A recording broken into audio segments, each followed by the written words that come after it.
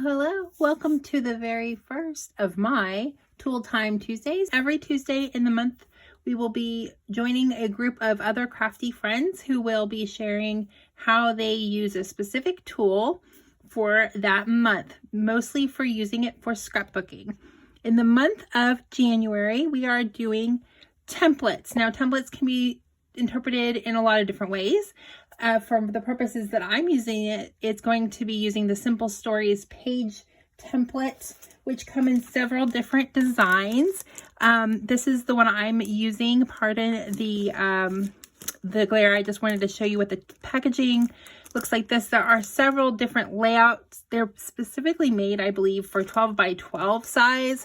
I've been looking at how to use them on a 6 by 8, and they don't really play well with 6 by 8, but that's mostly because they're using a 3 by 4 and a 4 by 6 photo configuration, and those don't always play very well with a 6 by 8. It can be done, it just isn't as easy. Now, this is kind of what I was looking at. I'm like, what is this? This is just a piece of plastic cut into different rectangular shapes. It took me a while to figure out that it doesn't mean you cut your paper. You don't cut your paper with the Simple Stories templates. I'm sorry, you do cut your paper. You don't cut it into smaller squares or rectangles or anything like that.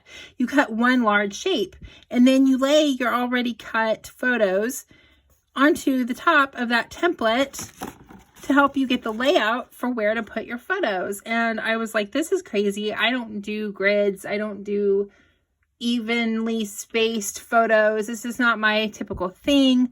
I was brainstorming some ways to play with it and do other things. Also, a lot of my photos are not portrait or not landscape. They're mostly portrait. Luckily, I figured out how to print my own photos this month in December when I'm filming this. So I was able to play with some configurations of different ways to print photos so that they would fit into the 4 by 6. Now, you can also rotate it, right? You can turn it sideways, but then you still have a landscape photo. In this case, it would be a 3 by 4. So yeah, maybe you don't want to do that. I don't know. So let's see what I did. I will also show you a couple of other configurations that they have. And there's one that's this number 12 is a 4 by 4 with 4 2 by 2s, even smaller. And then a 4 by 4 with 2 3 by 4s. Which to me look closer to a 6 by 8 page, but I still believe it's a little bit bigger than a 6 by 8 page. It might be the right size, but you really do want to have that little rim around the edge. So this looks like it has a little bit wider rim than a typical 4 by 6 pocket page would. I did use this one, which is design template number 1.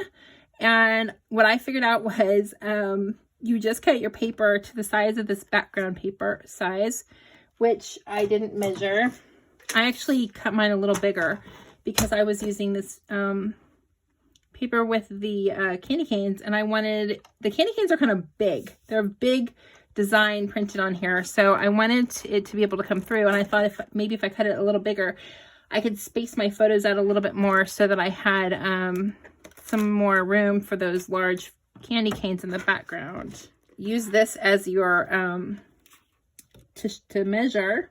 You measure this on top of your paper, and most of the way that Simple Stories shows it is using solid, their Color Vibes color paper, and you would just basically, they say use the template like this. You would measure here and here, and then trim your paper down. And then you would have a piece that's shaped like this that goes behind your photos. Your photos are already trimmed to this size, 4 by 6, 4 by 6, and 2 3 by 4s, portrait size or orientation.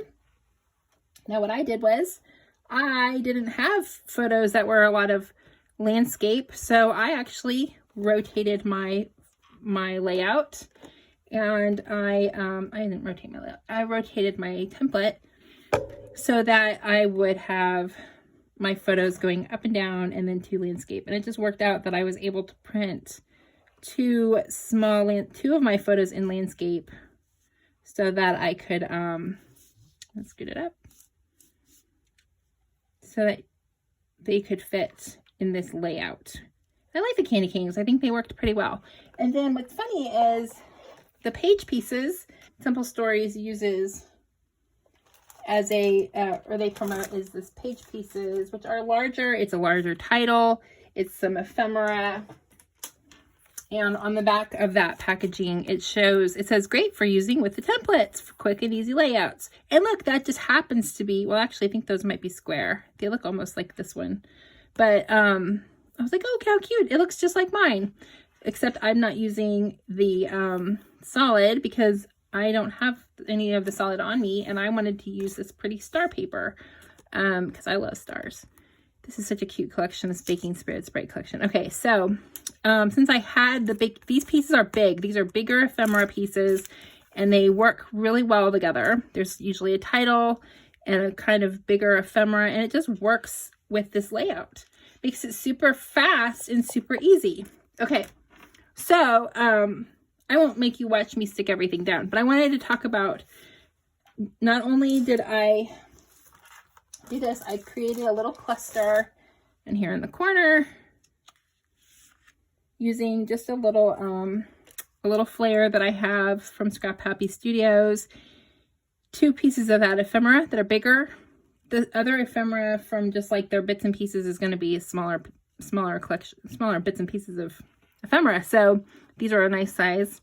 And then it fits perfectly in that corner. My giant KitchenAid down here in the corner, which I love that green color. And then the gingerbread man and the title. That's pretty much it. I don't really need anything else on this page. But because I can't ever be done, I thought, how cute is this? It's got the gingerbread. It's got that. Let me make another page because it's so fast and so easy. So let me, why not use some more bits and pieces and make another page. Use the layout again, the same template. Now look what I did on this one. I actually rotated the template back to the normal size, the size it shows it in, right? But even though I tried using my selfie, I was trying to find photos that I could print in landscape. My photos don't work in landscape. I take photos in portrait because when you hold your phone up, you're holding it in portrait. If you don't notice that, you are. So it's hard to find photos that will print in portrait. Turns out on a selfie or whatever you use, if you print, you can print 2, like 3x4. These are a little smaller because they have a frame, but that's how it prints on the app. But it will still print out a 4x6 size because it's the size of the paper. And the cards fit there just perfectly. And so I was like, oh, I'll just put one of those in there. See, it just works out. This one fits in there. 2 3x4s here, and then a 4x6, which I just happened to find one photo that was a landscape that worked fine to print that size, right? And then when you all you do is you line up your photos where you want them. You can stick them down if you want. And then you lift your template away and you have an evenly spaced template. Now, of course, mine has white in there and I don't care. That doesn't bother me at all. I love it. I like how it looks. I think it's fun. Like I said, I don't normally do a lot of really rigid grid anything. So this was just a very different approach for me. So I grabbed some more of those pieces from that kit of just the page pieces. And I was going to play with, these are actually from the journaling cards. Journaling pieces. And I started thinking about that and I was like, well, what if you don't have any other landscape photos or something, not landscape, portrait? Like, what if you don't want to put this many photos of the same event? You could actually take one of your journaling cards. Most of them are made 3x4. And you can put it in that spot like that. It works just as well. You could do one down there. You could do, or I was thinking on this side where I had rotated it over here. What if you wanted to record the recipe that you were using? So maybe you put one over here in the corner up here, and it takes up that landscape spot because you don't have any landscape photos, and it works perfectly there for your journaling spot because this really does take up the whole photo or the whole background. So I like to do my journaling on the back, but I thought that was a really good idea to show how you can use those journaling cards typically the paper collection will come with a whole page of journaling cards, or you can buy a whole package of them.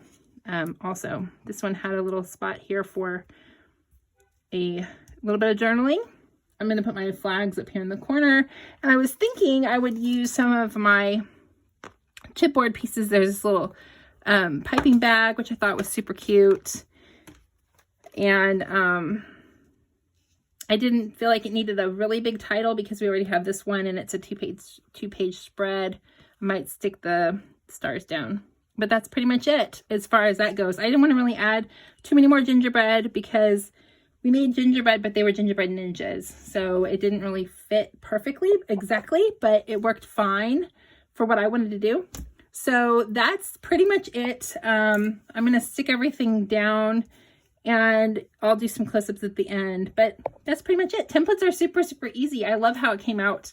I think it was really fun, and it really did take some of the guesswork out, even though I don't typically even do this sort of a spread. I might do one photo and a whole bunch of something else behind it or something around it, but I love that now I can really document like using a whole bunch of different photos on the same page, and it's a new way of using it. So I hope that you'll go check out the other folks on the hop. Don't forget, it's every Tuesday of the month. There's just a different group of us who are doing the Tool Time Tuesday hop, and you can find a link to all the people playing along in the hop down in my description, along with all the other details about this hop and anything else about my channel and me. And thank you so much for coming along, and I hope you subscribe and like, and I'll see you next time. Thank you. Bye.